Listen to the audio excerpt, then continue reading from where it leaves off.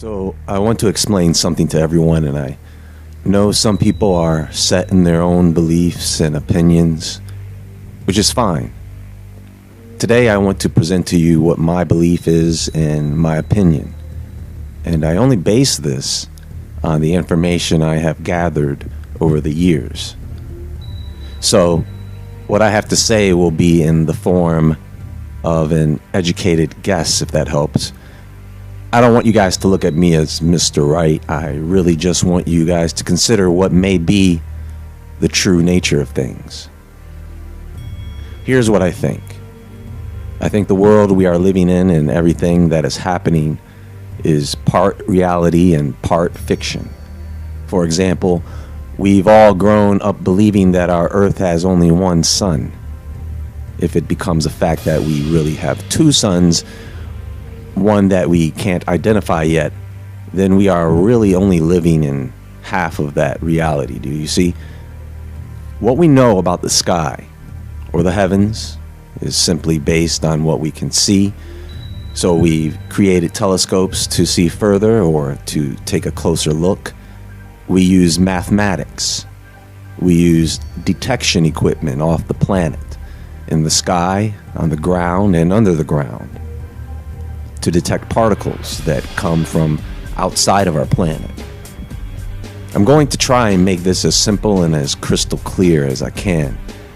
We may be headed into the danger zone this year, and what I feared was coming.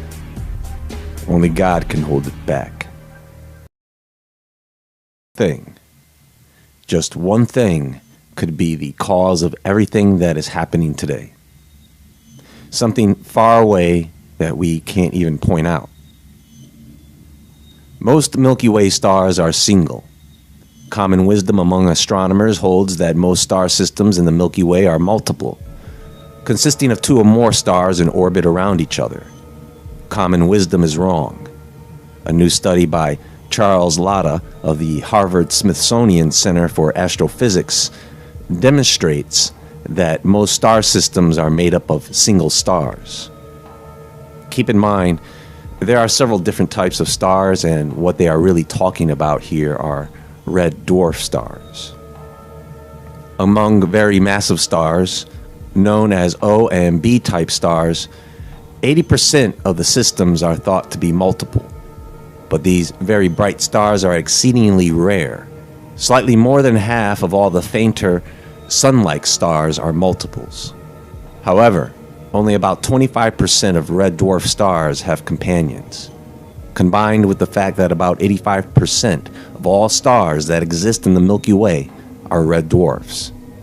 The inescapable conclusion is that upwards of 2/3 of all star systems in the galaxy consist of single red dwarf stars. So, if our sun has a twin, if we are living in a binary system, then this would be the legend of Nibiru, or Planet X, Nemesis as some would call it. A mini constellation where you have a star orbited by planetary bodies. If that's the case, that is what we call a worst case scenario, because that is what would cause the most damage. And the star we probably would not be able to see until it were upon us, close enough to the sun to feed off its energy, making itself brighter as our sun gets dimmer. This twin star brings with it several problems. One, magnetic and gravitational perturbations as well as radiation. It brings with it debris. It seems that we've already been in this debris cloud for some time, ever since they started to notify the public of near-Earth objects. It wasn't really something that was a concern before. Having affected the sun, this would in turn screw with our weather. We already know that they are manipulating the weather. We just don't know to what degree. Now, the sun's effect on us, we'll see that in the form of storms, large swings in temperatures, the size of entire nations. The earthquakes and volcanism will probably steadily increase. What we are looking for is to see if the Earth is venting. We have to see if the Earth is blowing off enough steam to keep everything steady. If not, then we could see massive earthquakes or massive eruptions if the Earth is not venting enough. That is pretty much the extent to what the Earth will do. The debris, or in other words, meteor storms, would probably come without warning. And if they were able to forecast these meteor storms like they forecast thunderstorms, there is no way that I know of to predict where a meteorite would make an impact. Most of it would be the oceans, and most of them would burn up in the atmosphere, depending on the composition of what's coming in.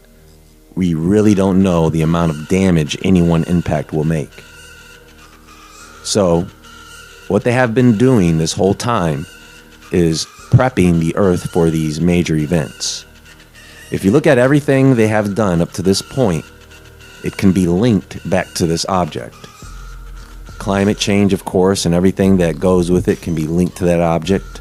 It seems like the past few years have been one big training exercise in survival and death. They want to see how well we do with the deaths. They want to see how well we do with supplies and prepping. And a major part of that exercise is social order. How much control do they have over us? Just by telling us what to do.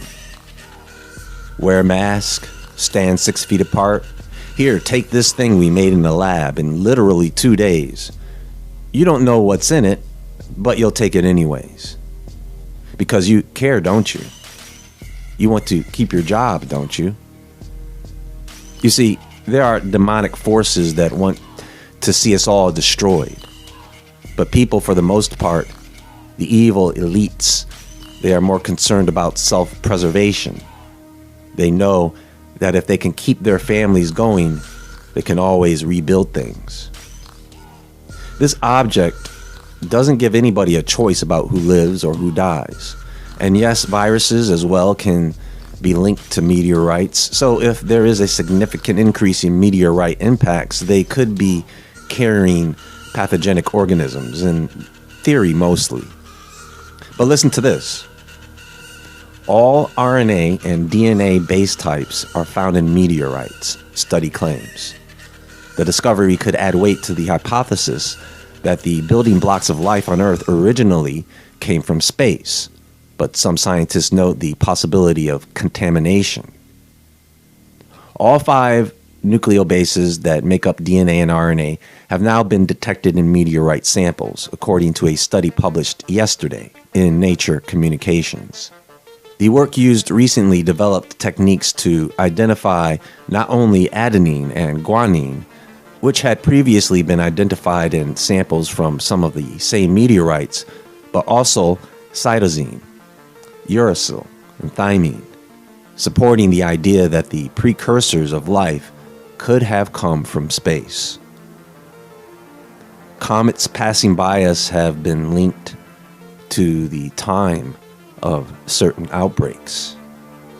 So, if we see an increase in meteors and see also an increase in disease, that can be linked to this object or twin star. So this object brings with it a lot of disease, death, and destruction. And so with over 7 billion people on the planet, that might not work out so well when it comes to extremely limited resources. You basically end up in one big global riot and looting spree, where people have no money, no food, no real protection for themselves. There's no planes taking off, no trains, no gas for vehicles, no electricity or running water. And we have this elite group who want to get our population numbers down to a point that is manageable when this object comes by and does its thing. So what you are seeing right now on the news, they are actors. The true government seems to have been replaced already by a TV show. And everything they are telling the public is going to get people caught off guard. Look, I could be 100% wrong about this. There could be nothing out there as I described. I happen to follow Scripture. I know not everyone here follows biblical Scripture or believes in biblical prophecy, but I base what I am saying, I base part of it on ancient texts, not just the Bible, but in the Bible, in prophecy, we are told what it is, or maybe what it could be. And the third angel sounded, and there fell a great star from heaven, burning as it were a lamp, and it fell upon the third part of the rivers, and upon the fountains of waters. And the name of the star is called Wormwood, and the third part of the waters became wormwood. And many men died of the waters, because they were made bitter. And the fourth angel sounded, and the third part of the sun was smitten, and the third part of the moon, and the third part of the stars, so as the third part of them was darkened. And the day shone not for a third part of it, and the night likewise. Remember, 1/3, that really means some, or part. So my question is, what object is blocking out part of the sky so that it blocks out part of the sun, moon, and stars? Maybe there is no object, and maybe this is just a decrease in overall natural light. So you figure out what can cause that, because what comes next is the first of the three woes. I think this year we are going to hear more about cosmic activity. Whether you believe in that kind of thing or not, I'm just telling you, don't be surprised when you witness some things occur when it comes to meteors this year. Because as you very well know, we get fireballs all the time, but it isn't a problem until it's a problem, right?